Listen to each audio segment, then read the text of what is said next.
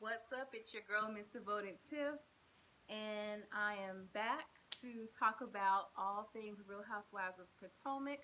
Tonight's episode, I got my notes. Let's just get into it. So, episode starts out. Candiace, she's in the studio, and she sounded pretty good. I know she gets like a bad reputation for her singing voice. I mean, she's not, a Beyonce or anything, but I liked it. Just enough auto tune, like the normal amount, and I really liked the remix. Like, I would listen to that. It's like a bop for real. Let me know what y'all think about that. And Chris was there to be supportive and sat down and talked with her, and she was just saying how it was good to be there in a good place away from everything that had happened at the lake house, and she let him know for sure she was done with Monique. She called Monique plastic. I have to say I don't blame her for feeling that way because sorry, there was a really loud noise outside. I have to say I do not blame her at all because Monique has been kind of wilding, not kind of has been. And she also was like, there's no need for me to do the podcast. Also, don't blame her for that because there's a difference between maybe it's your castmate on the show and y'all don't vibe. Y'all are a little like oil and water, but you still do things just to show up because y'all are co-workers if y'all don't have no beef. But if my last encounter with somebody was I'm leaving their house and they're playing sleep, no, why am I needing to show up for your event? I wouldn't even think you would want me there if you was like that about it. Then the next scene, Ashley and Michael, they're at the restaurant. She said she wanted to speak to him there. She had received the text from Monique and from Robin about the article. She saw the picture in the article. She's like, I know that was underwear. Listen, a wife knows, even a girlfriend knows, their whole man silhouette. Like, that's him. That's my man. In a hotel room. So she was like, we got to get away from the house to talk about this. One, because I don't want to talk about this around the baby. Two, because maybe this will help me not get too crazy on you. So sit down. She tell him what she done heard, and he basically copped to it and was like, "Yeah, I was at MGM. We had let the girls know we were going there, so they came." And one of them was like, do you want to, go have some fun and continue this at a hotel? Went, kissed in the car. He says when they got upstairs, he was so drunk that he literally just fell asleep. He woke up and realized he was next to her, and that when he had went to go check his phone, that's when she took the picture. Um, One, of course he admitted because there's footage now. I mean, what was he gonna say? No, that's not me. Two, I didn't appreciate him trying to make it seem like, oh well, we went up there but nothing happened. Because if nothing happened, or if you just went to sleep and you just literally passed out, how were your clothes off? I don't think she took them off. I don't. Two, he then goes on, well, three, he goes on then to say, well, our intimacy had been suffering. And I hate that that is used as an excuse. Like, first of all, if we decide we're going to get pregnant, then there's an understanding that comes with that there's going to be a little while that we can't do anything. And you're a father already. You knew that came with it. Like, you can't hold on for that long. Like, what about men in prison and stuff? Like, honestly. So I didn't like that he made that an excuse. Oh gosh, my little plastic thingy hanging out. Excuse me. So then, she kind of admits that, well, we have had people in a relationship before. We have had threesomes. I have seen a girl that was cute, and we was able to do our thing. How would you feel about cutting that off? I guess her logic is, well, maybe since we do that, he feels like it's okay to do it without me. And I hate that she's bringing that back to herself, because even if, which I wouldn't, but even if your relationship is open to that, like, you can't use that as an excuse to do things when I'm not around, because that's not a threesome. That's not consent by all the people in the relationship, me and you. And so he said he would be fine with her wanting to no longer do that. Lie.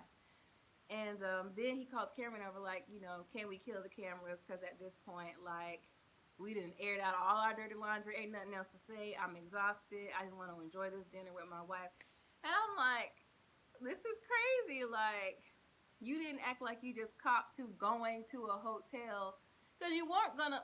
You could have kissed her where y'all was. You could have even kissed her in the car. You weren't going to a hotel to go to sleep. You were going there to do something. Even if it just was to accept fellatio, you were going to do something. And so I felt like he wasn't remorseful enough for me. And just to be able to feel comfortable enough to, okay, well, I didn't confess this. Can we have dinner now? Like, no big deal kind of thing. I didn't like that. So then the next scene is Monique, and she's at the office of her business, not for lazy moms. And that's the only time I'm going to say that, because Monique said it enough for all of us this episode.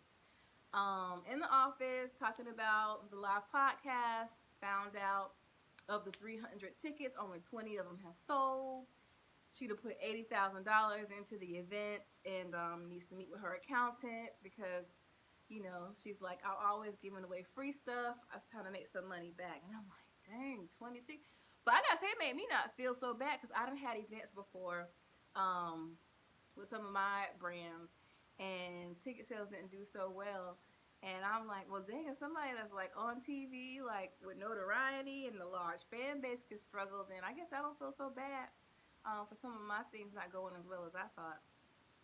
So she was talking about the guest that she's going to have, Karen, because they've been married forever, and wants to hear, how they get down, or how they navigate, being married at that age. And then she's going to have Candiace there as the other guest, because they have been married like a year, and they still went on the honeymoon. And the topic of the podcast was the honeymoon is over. And she was like, well, I hope Candiace is like woman enough to show up. And I'm like, isn't that so hypocritical? Like, you couldn't be woman enough to respect the fact that I wanted to pull Ashley aside. You couldn't be woman enough to say goodbye to me when I'm leaving your house. But now all of a sudden, when it's for your podcast, you want me to like be the bigger person and show up. Like, don't expect to get what you didn't give to me. And so that was that scene. Then we go over to Giselle. She's at out house hunting. Not house hunting. She's out hunting for decor for the house. And Robin shows up there too. She said she's gonna start breaking ground on the West Wing. I had to chuckle at that, because, girl, people be embellishing. Like, the house isn't big enough to have a West Wing. But I guess I get you what you were saying. Okay. And so Robin shows up, and she's like, yeah, so you ready for y'all's house? She's like, well, nah, we ain't doing that till we get married first. And, of course, Giselle knows that that's in the plans, but she surprisingly kept her mouth shut. And so she's like, well, can we sit down? And Robin was like, can we sit down and talk? Because I need to, like, let you know what happened after you left. And so she let her know that basically Monique showed her behind in a major way, trying to say that Candiace was being selfish by being in there with them instead of out at the, fire pit. And definitely Giselle was like, what she had to talk to her about was way more important than that. So I was glad to see she took Candiace's side on that one. And she said that she was going to have a wine tasting since she left early, so that she can get the girls together. So, and also Robin cops to the fact that she was actually gossiping about Ashley and was meaning to send the text to Sharice, but she accidentally sent it to Ashley instead, and then tried to cover it up by saying, what should we do about this? I can't believe she admitted that on camera.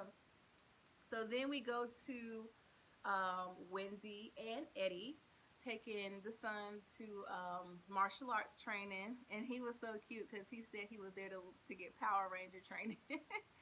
And then the teacher was very hands-on, and Wendy was like, if he touched my child one more time, I was like, sure, leave that man alone, let that man do his job. You know, you got to get the kid used to like being hit. Like he'll never get broken into the craft. But anyways, she actually admitted that she is not completely sure about returning to teach now that maternity leave is over. And I was glad that she brought that up and had that honest moment, because there are a lot of, like she was saying, immigrants and first generation to this country that they just have instructions from their parents. You need to get this degree and get this job, and out of gratefulness that they brought them there and was paying for their schooling or for them to have a better life, they do it. And now that she done everything her parents asked, she's like, well, I don't even know if I'm happy. Like, I don't even know if this is what I want to do. So that was like a really, as much as she's like bragging about it, which she should be proud of it, but as much as she brags about it, I'm surprised that she admitted that that might not even be what she wants anymore. So that was interesting. So then we go to Monique and Chris. They're out walking the baby, and she starts talking about, I mean, if there was a drinking game for as many times she brought up that business. So she was saying that she was putting some of the stuff in the garage, and he was asking, how's that going? I could tell you've been stressed. And she was saying how the ticket sales was low, and he was like, well, if the ticket sales was low, you may want to like pare back some of the things you usually do as far as making your events productions, just to make it make sense money wise. And she was like, well, no, I don't want to do that. I want to do it how I usually do my type of events. And she admits to him at that point that she has spent $200,000 altogether on this business. I'm like, wow. Whew, I might need to reconsider this baller's wife thing. Like, I couldn't imagine having $200,000 out of my own house to invest into any one of my businesses that I'm trying to grow, including my YouTube channel. But he didn't even blink an eye. He was just like, whoa, wow, yeah, that's a lot. And he's, was trying to give her business advice, and she's like, well, I just need you to be more supportive. That's like, he could be supportive and give you this business advice, girl. Like, if you'd have put $200,000 into it and you're not really seeing anything back, you may need to take a look at it. You may need to like shut it down, revamp it, do something different. Like, I mean, 200,000. So, she also let him know that Candiace backed out. Again, I don't know why she was surprised. But then Chris, I swear he has amnesia, because he was like, I thought you guys had made up, I thought you guys were good. Like, he didn't just see how she wouldn't even wake up and say goodbye to her. And so then, of course, she's trying to say, oh, yeah, she's not being professional, and I done spent all this money with her name on the flyers. And that's what she's really bothered about. She's not bothered by the fact that Candiace didn't show up. She's bothered by the fact that it's going to make her look a certain way, that the person that she advertised on the flyer is no longer going to be at the event. Let's just keep it honest. But if you, and Candiace said it best, if you can't be bothered to say goodbye to me when I'm leaving your home, why would I be bothered to take time out of my life to show up and do a podcast for you? Like, because you don't like me for real, if you can't even give me a fake goodbye when I'm leaving your house. So that was that. So then it's with Robin. I'm at her parents, and I love seeing her parents. I think they're like, I love their vibe, and she was like, their relationship is an inspiration and all that. And she let her mom see the tattoo again, and she was like, that tattoo's not very good. And then she was like, well, as long as the relationship is, like, I tell you, older women be the shadiest women out there. So then she told them that, basically that the marriage conversation is coming back up with her and Juan. And the daddy was like, y'all sure about that? And the mom was like, yay. Like, the mom was happy. I think daddy obviously wants to make sure that they are in a good place to make the marriage last, and that what everybody wants is going to be able to take place, because if Juan goes into it unfulfilled, he's going to make the same mistakes. And, she was going into it knowing that he's not going to be able to be his best, and you may need to pause on that too. And he was like, well, just take your time, make sure. I'm with you, daddy. Just make sure, because if a man's got to live with me for all these years after we got divorced and just now feels like it's a good time, like, I don't know, that's just, it shouldn't have took that long for him to realize that it wasn't like he knew. But anyway, so next is Ashley and her mom taking her younger sister, which I don't think we've ever seen her before, prom dress shopping. Not prom, homecoming dress shopping. And her little sister actually looks just like their mom, but they actually have different dads. And she was like, I want something fitted, something short, just like young girls be trying to be like extra cute and ready to grow up. And then the lady at the shop, she needs to get like a stylist on the floor, because she kept bringing her up the ugliest outfits. I was like, ugh, like it was like long sleeve and it had like feathers, and it just was no. And so Ashley finally like sent her away, like, yeah, maybe we'll just browse on our own. And so then Ashley's mom pulls her to the side, like, listen, we got to talk about this. Like, he needs to know that this is his last time. I'm very angry at him. And Ashley's like, angry at Michael? Like, she said it almost like she didn't know who she'd be talking about or who she was angry at. Like, you shouldn't, I mean, I understand trying to play it cool and save face, but like, you can't act like it's no big deal.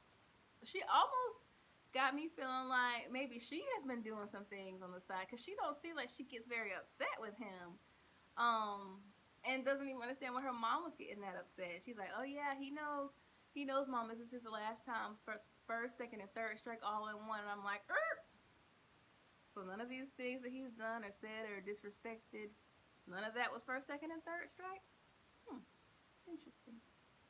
So mom was like, I'm trying to raise my voice in this store, but like, he is not what's up. And so I'm glad that she at least has her mom to kind of like, if she don't want to listen to her friends or anybody else, that she lets her mom like, this he's screwing up right now. Like, he has all this at home. He has a beautiful baby, a beautiful wife, and he's still out here wilding. So that was that. Then we go to the main event, which is Giselle's wine tasting, which we found out wasn't to get the girls together. The wine tasting was to give them a chance to celebrate her. She didn't even let nobody else throw it for her. She's like, no, I'm going to have a wine tasting, and y'all can come congratulate me on my book.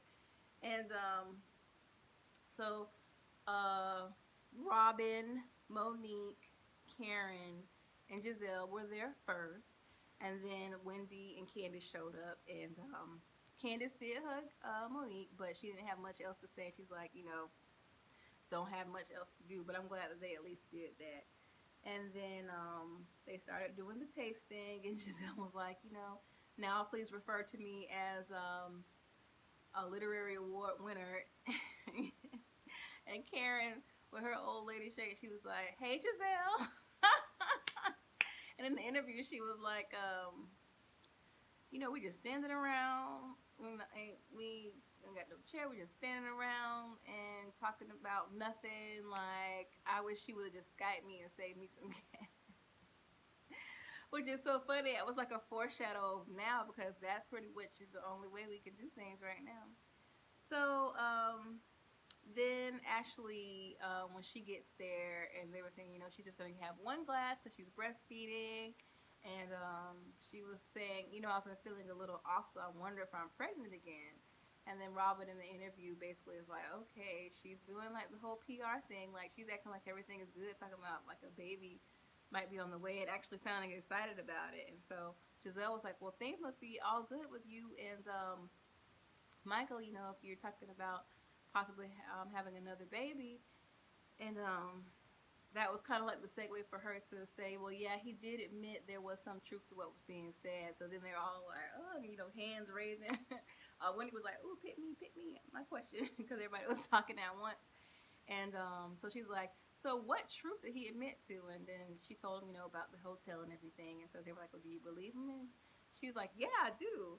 And they were like, well, why? Why do you believe him? She said, because at this point, it would be a super detriment to lie, because if they continued to reveal the truth, if there was more truth, he would know that he would be caught in a lie and that, we would be over.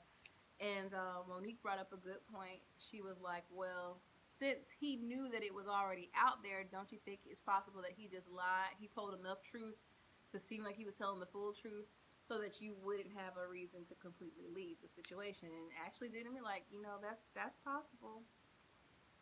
And so then it switches to the introduction to the big moment of the rest of the season. So Monique and Candiace kind of start getting into it, because she's not going to do the podcast, and she's like, if you can't even, if you got to pretend like you sleep when I'm saying goodbye at your house, why would I do your podcast? And so then Monique's like, what are you talking about? When was I asleep? Now she playing like she don't remember that she was like laying there asleep. And then she turns it into, well, do you know all that I did that day? Why would I think about sleeping? If I was asleep, I was asleep for real. Do you know everything that I did that day? Oh, that's right. You don't understand because you're not a mom. And she does, and a lot of women have done this to me before, like, well, you don't understand how busy it is to get kids ready, blah, blah, blah. Like, I can't understand the concept of having to get you and others stressed, but okay. And so she was like, mom shaming. She's like, well, how is a mom shaming when it's the truth? You don't have no children. Of course, Monique is very gaslighting, narcissistic, bait and switch, try to flip it back on you. And so then they're going back and forth. You can't really even hear what they're saying because they're just kind of banter back and forth. Nobody can get a word in. The gist of it though was Monique was not owning the fact that she couldn't understand that she should be able to understand why Candiace wouldn't want to come. And Candiace was, defending herself and kind of being on the defensive and trying to get Monique together, and escalated to, we hear Monique say, and you can't really tell from the angles exactly how close Candiace was to Monique, because it's like the camera's going over here and it's back over here, and then when they're standing face to face, there's a person in the middle, so you can't really see how close they are. And she was like, get out of my face, get out of my face. And then you don't see what happens. You just hear people saying, oh, Monique, get off. Like the other girls were trying to tell Monique. So that lets you know Monique was the aggressor.